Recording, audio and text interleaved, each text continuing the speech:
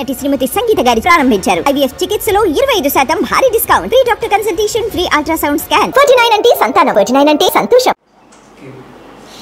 Calcutta junior వైద్యురాలి అత్యాచార హత్య ఘటనకు సంబంధించి జూనియర్ డాక్టర్లంతా విధులను బహిష్కరించి నిరసన తెలియజేస్తున్న విషయం అందరికీ తెలిసిందే. అయితే ఈ కేసు సుప్రీంకోర్టు సుమోటోగా తీసుకుని విచారణ జరుపుతుంది. ఈ నేపథ్యంలోనే సుప్రీంకోర్టు కీలకమైనటువంటి వ్యాఖ్యలు చేయడం జరిగింది. జూనియర్ డాక్టర్లందరూ మంగళవారం అంటే ఈరోజు సెప్టెంబర్ 10వ తేదీ సాయంత్రం 5 గంటల్లోగా విధుల్లో చేరాలని, ఒకవేళ అలా చేయనట్లయితే బెంగాల్ ప్రభుత్వం ఎటువంటి కఠిన చర్యలైనా తీసుకునేటువంటి హక్కు ప్రభుత్వానికి ఉంది అని చెప్పి సుప్రీంకోర్టు ఆదేశాలు ఇవ్వడం జరిగింది. వీటిని జూనియర్ డాక్టర్లు తీవ్రంగా వ్యతిరేకిస్తున్నటువంటి పరిస్థితి.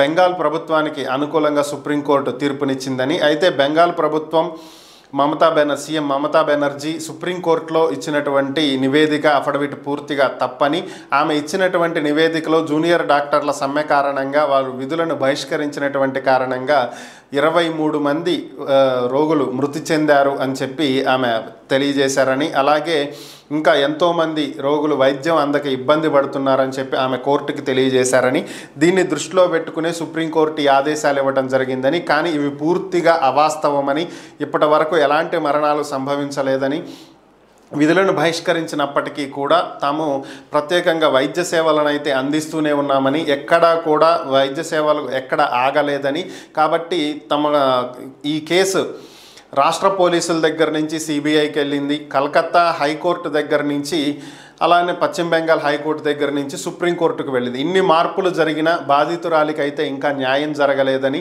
న్యాయం జరిగే వరకు తమ పోరాటం మాత్రం ఆపబోమని, విధుల్లో చేరబోము అని చెప్పి వారు స్పష్టం చేయడం జరిగింది.